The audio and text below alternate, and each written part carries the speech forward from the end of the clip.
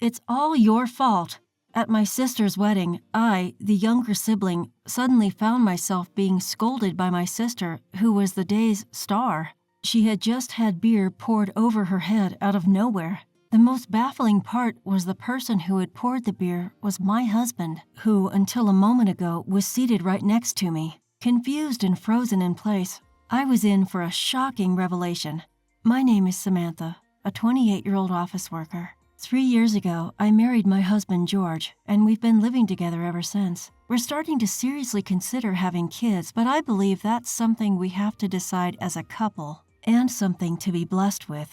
On top of that, George seems to be busy with work lately, coming home late every night. Even when he comes home late at night, he goes straight to bed, saying he's tired. This kind of life has been going on for about half a year now. I can't help but sigh naturally, as it feels like we've become a mature couple that's lost its spark. George has been acting differently lately. He feels like a completely different person from the man I know. He used to be known as a doting husband. Since we started dating, he has given me flowers and gifts every year on my birthday. He's a very diligent and sincere person. This quality is also reflected in his work, as he was chosen to be the department head of a newly established department at the company where he works. George's company is filled with young employees. The president of George's company is a young man who runs several businesses and is known to be very capable. He doesn't show his face to his employees usually, insisting on equality, and occasionally sneaks into the company to check things out. Sounds like an interesting company. Yeah, isn't it? That's why neither I nor my colleagues have ever seen the president's face. He seems to be about our age, which is pretty amazing, George said. The company is a major one in our hometown, so we could live on George's salary alone. But since we don't have children yet, I'm continuing to work. Then one day, oh, by the way, a new employee joined today, and it was a big surprise. It was your sister Mary. What? My sister? At George's words, I was surprised and also felt a bit unpleasant. I have an older sister named Mary, who is 2 years older than me, but to be honest, I've hated her since we were children. Mary seems to be the type who isn't satisfied unless she's the center of attention, and she's done things that I hate since we were children. In TV shows and comics, you often see scenes where a kinder older sister gives something to her younger sister, but I can't relate to that at all. For example, there was a time when our uncle gave us handkerchiefs of different colors. The handkerchiefs were cute, one pink and one yellow. Mary liked pink. I liked yellow, so naturally, I thought Mary would choose the pink one, but she said, I want the yellow one. My uncle, knowing that Mary liked pink, said, Oh, you're okay with not having the pink one? Yeah. Look, Samantha, isn't it nice? She showed me with a smirk. From a young age, I had been living such a life, so I accepted the remaining pink handkerchief. But the next day, my sister said, You know what? I prefer pink after all. Let's swap. Samantha, you like yellow, don't you? She switched out her filthy, crumpled handkerchief for the one I'd carefully kept clean, without my permission. Our parents scolded her. Hey, Mary, what are you doing acting on your own again? No, it wasn't me. Samantha said she wanted to trade. Mary has always been one to easily lie. Our parents were constantly dealing with my sister's troublesome behavior, but they poured out their love equally into both of us. As Mary grew up, her problematic character got worse. When I introduced my boyfriends to her in our student days, they would often suddenly break up with me shortly afterwards. At first, I didn't understand why, but everything clicked when I saw her flauntingly holding hands with my ex-boyfriend on our way home from school. Unlike me, who was rather reserved, Mary was stunningly beautiful and flashy. Her character might have been the worst, but she was quite the looker, fooling many people. Mary's obsession with me was abnormal, but I guess that's because she hated me just as much as I hated her. From then on, I stopped introducing my boyfriends to her. Even now, Mary remains single, but she's always got some high-flying boyfriend by her side. At our wedding, she showed absolutely no interest in my then unemployed husband and even smirked, saying, He suits you just fine. Then, Mary suddenly showed up at my husband's company. What made matters worse was a call coming from my mother saying, That girl seems to have broken up with her boyfriend again. I wonder when she's going to settle down. I thought to myself, no way, she wouldn't go after a married man, let alone my husband, and I started feeling anxious. But looking back, my husband started coming home late around the same time that Mary joined his company. While I was going through these anxious days, an event happened that cleared up all my worries. It was a call from Mary. Hey, it's been a while, hasn't it, Samantha? Yeah, it has been. What's up, Mary? Well, I'm getting married, and I really want you and your husband to come. Wow, that's great. Congratulations. But aren't we going to have a meeting with the groom's family first? I asked, to which she replied, we just don't have the time. I'm actually pregnant. Oh, congratulations. Sorry for getting pregnant so suddenly. Mary laughed. I wasn't sure why she apologized to me. Honestly, I was pretty upset, but I didn't want to show it, so I just said, I'm looking forward to it, and ended the call. Even after hanging up, I remained upset for a while, but then I thought, if she's getting married, that means nothing happened with George, and I was worried for nothing, and I felt relieved. That night, when my husband came home unusually early, I said, I got an interesting call today and some big news. Oh, really? Who was it from? He asked indifferently, as always. Well, it was Mary. She's getting married. The moment I said that, he exclaimed, What? I was taken aback by his strong reaction, but I figured he was just surprised since they worked at the same company. Oh, Mary is, sorry. I'm just really tired today. I'm going to bed early. Good night.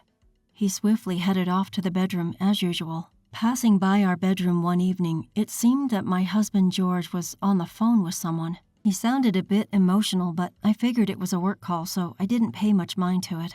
At that time, I didn't notice that George nonchalantly addressed my sister without any formalities. That's how much I trusted him. Then came Mary's wedding day the following month. Ever since that day, George had been constantly grouchy. Hey, could you at least stop with the sour face today? It's disrespectful considering it's a wedding. All right, I got it, he replied. In the bridal room, Mary, dressed in a pure white gown, looked radiant. Much to my chagrin, she was indeed beautiful. Congratulations, Mary. Your dress is gorgeous, I said, to which she replied, Look forward to my cocktail dress for the reception, too. It was my first time meeting Mary's fiancé. He seemed like a nice guy, and he was an employee at a company within our business circle. I hate to admit it, but for Mary, who usually dates high-profile men, he seemed a bit unusual. However, the reason became clear later. His rural parents own a lot of land and are loaded.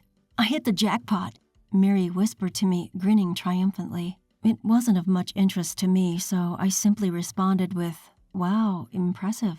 At my lackluster reaction, Mary's face fell a bit, but she soon smirked and said, Well, enjoy. You too, George. Catching George's face from the corner of my eye, I noticed an expression of sadness, regret, something I couldn't quite put into words. When I asked him later, Did something happen with you and Mary at work? He responded curtly and somewhat angrily, Huh? Why? It's none of your business. After that, the ceremony went on smoothly until Mary returned from her dress change. As I was musing about her new outfit color, could it be her favorite pink? The entrance door swung wide open. In that instant, I couldn't help but utter, Huh. My sister's dress was my favorite shade of yellow. Of course, at my wedding, I wore my beloved yellow dress. Furthermore, the dress my sister wore more closely resembled mine from that time. Hey, doesn't Mary's dress look just like mine? I asked George. There was no response. Was he drunk? His gaze, however, was firmly fixed on Mary. By the way, Mary's pregnant. Do you think she's all right? I asked. George, who had been lost in thought until now, looked surprised and said, Oh, she's pregnant. After a while, I left to use the restroom. On my return, there was a commotion in the hall. Everyone was looking at the main table where Mary was sitting. She was pregnant. Could something have happened? As I hurried toward the table, I was met with an astonishing sight. There was Mary, covered head to toe in beer, her beautiful dress and hair soaking wet. And standing next to her, holding a glass of beer, was George, my husband. But Mary yelled at me, not George. This is all your fault. You should just disappear. What? Why? I responded. Everyone in the hall was confused and panicking. Cutting through the chaos, George yelled, Pregnant? What do you mean? I didn't know about this, Mary. I was taken aback. Why was George so involved with Mary's pregnancy? But then Mary's next words made everything clear. George, have you finally decided to take this seriously? Wait, what? Mary and George? Why? I blurted out, only to be told by my husband, "Keep your mouth shut if you don't have a clue.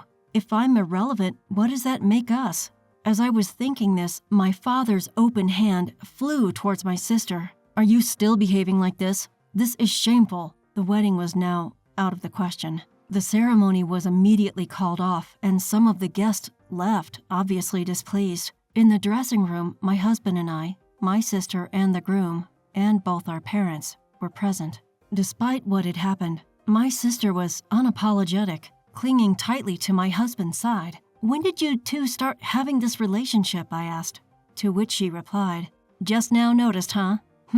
Probably not long after George joined the company." I felt a wave of darkness overwhelm me. My hunch had been right all along. My sister, who could never keep a boyfriend, was jealous of me, a woman with a successful husband. "So I should just take him from you," she must have thought. She had heard from our parents about my husband's company and his position. In the beginning, they were just in-law siblings, but my sister started to invite my husband out under the pretext of work-related issues, and then they began to go out for meals and drinks alone.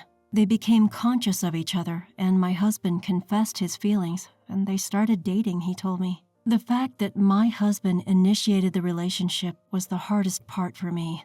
It seems he was even pushing for a divorce from me, hoping that by marrying another man, he would be forced to turn back. The idea of my sister having a relationship with another man for this reason was disgusting, and my husband's defense of her was even more disgusting. The yellow dress she wore seemed to be another form of harassment. Being doused with beer was unexpected, but it shows how serious I was, right?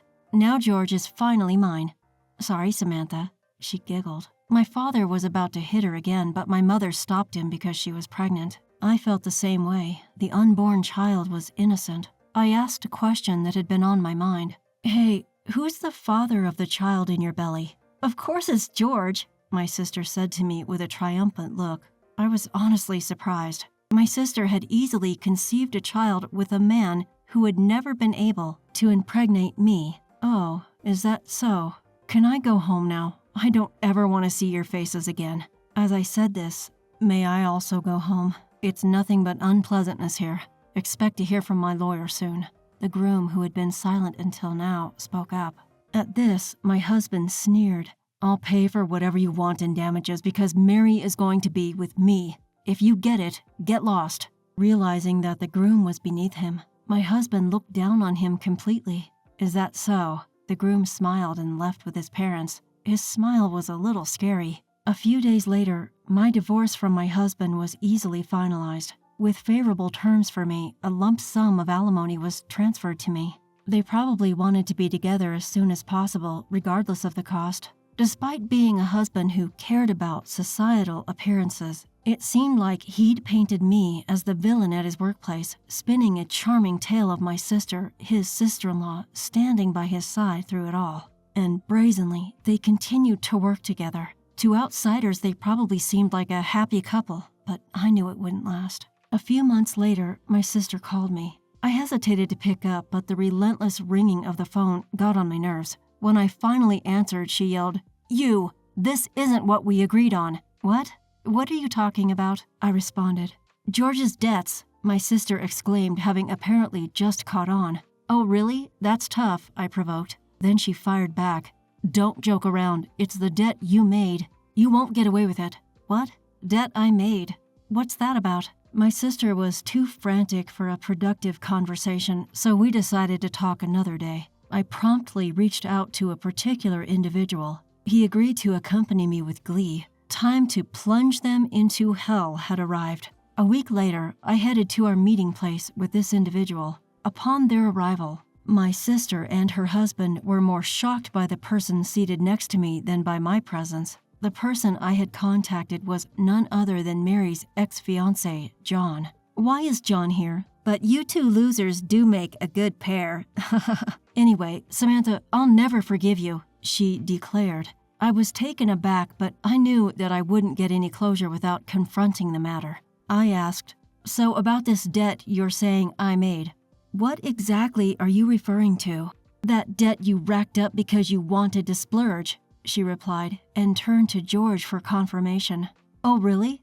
Hey, George, My silly sister Mary is so gullible, she'd believe anything she's told. It's sad, so I'll enlighten her with the truth." "What do you mean?" Mary snapped. I decided to share a fact that she was unaware of. Could it be from gambling on the slot machines? At this, George looked at me as if to say, "Why would you bring that up?" The truth is, when we got married, his parents told me something. Before George and I started dating, he was a gambling addict, particularly hooked on slot machines. He had even accumulated debt and, unable to manage it himself, had run to his parents for help. He seemed to have fully recovered under their strict guidance, but there were signs of relapse after he was promoted at work. One such sign was his refusal to show me his credit card statements. Suspicious, I rummaged through his room when he wasn't home and found not only notices from credit card companies, but also collection letters from loan companies. I found them a week before our wedding. George might have had his own frustrations with work, his relationship with Mary, or even me.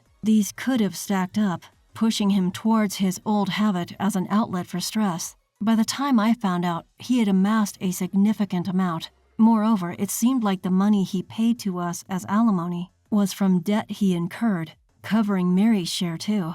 It was likely that the money was borrowed. Merely imagining the total amount of debt gave me the shivers. "No way!" My sister kept murmuring that this wasn't supposed to happen, but the conversation continued. "Well, you're a division manager. If you quit gambling and work seriously, you'll pay off the debt in no time," I said. My ex-husband, looking triumphant, responded, "Yeah, that's right. Mary, it's going to be fine." While he said that, my sister's face was all contorted. "But what happens if you lose your job?" The one who spoke up was John. "What?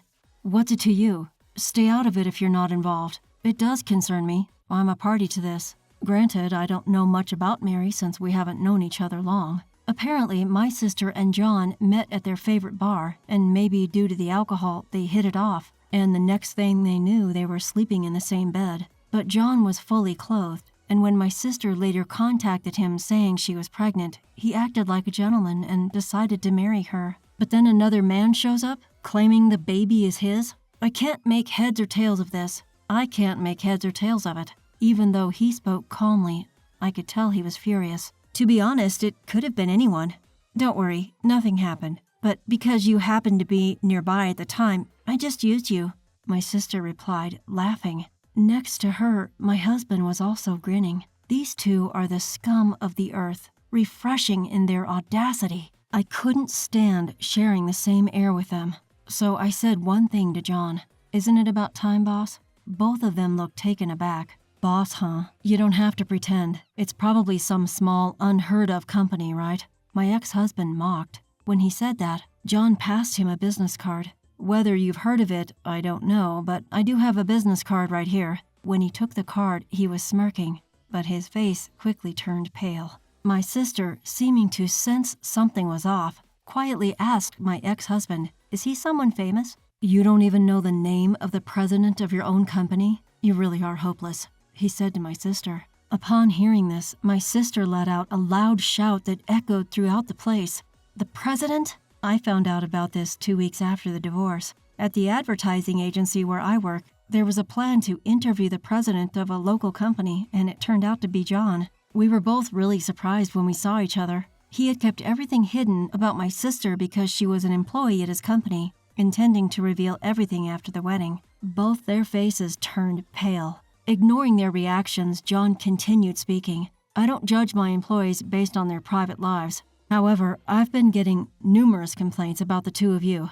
I think I can guess why. Apparently, ever since my sister joined the company, my ex-husband, under the pretense of field work, was often slacking off with her. My sister herself, brandishing the shield of being a manager, seemed to be throwing her weight around despite being a newbie at work. Naturally, performance suffered and the atmosphere in George's department was utterly dreadful.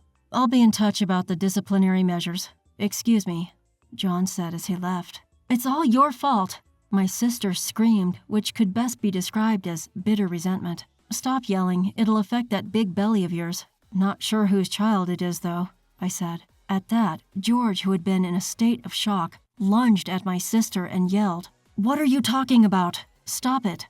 Don't attack a pregnant woman. And aren't you well aware that it might not be your child? When I said that, George looked frustrated, while my sister looked a little panicked. We never had a child. We just couldn't. The problem wasn't with me. It was with George. We had tried for a child and gone for tests. It turned out that George had a significantly low sperm count. The doctor suggested other methods and recommended treatment, but George wouldn't accept the result, refusing to move on to the next step. I waited for him to come around, but that day never came. When George found out about my sister's pregnancy, he was ecstatic, thinking, "It was a lie, I can have a child." But when she spitefully held a wedding, he was honestly angry and reportedly doused my sister in beer from head to toe. The two of them are absolutely insane. "So whose child is it?" A fight erupted right in front of me, but I didn't care, so I said, "I think things are going to get tough from here, but I have nothing to do with it. I'm leaving. Goodbye." And I left the bar. Even after that, the two of them were still squabbling loudly. Sometime later, my sister gave birth. It turned out the child wasn't George's, but the child of a coworker, a subordinate of George. My sister thought it was a fling, but it seemed the man was serious. He didn't trust her with the child, so he took custody. I thought that was for the best. And sure enough, my sister didn't resist. She didn't show any interest in the newborn and seemed to be avoiding touching it more than necessary. She had been planning to have any man's child since she thought being with a high-spec man like George would allow her to lead a wealthy life. I'm horrified. Even though she is my sister, I don't even consider her my sister anymore. Rumors spread about the real reason for George and my sister's divorce, and how they got together. Both of them were slated to be transferred to different departments, and George was going to be demoted, but both felt uncomfortable and quit their jobs. They seemed to believe they would easily find new jobs, but that didn't work out. Many local business owners, whom John had invited, attended the wedding and seemed displeased with George and my sister. They were infamous, and it's unlikely they'll ever get a decent job in town again. Still, their debts aren't decreasing. We later found out that George had made my sister a co-signer and borrowed money from unsavory sources. There was a lot of initial strife, but my sister, who had always relied on men, still seemed to be with him. In a way, they deserve each other. Both tried to ask their respective parents for money but were turned away. They work from dawn till dusk, doing temporary or part-time jobs, but life seems tough. They brought it on themselves. I hope they have a hard time. As for me, I've met someone at work and we've decided to tie the knot. Happily, we're also expecting our first child. I've had my fair share of struggles, but right now, I'm the happiest I've ever been.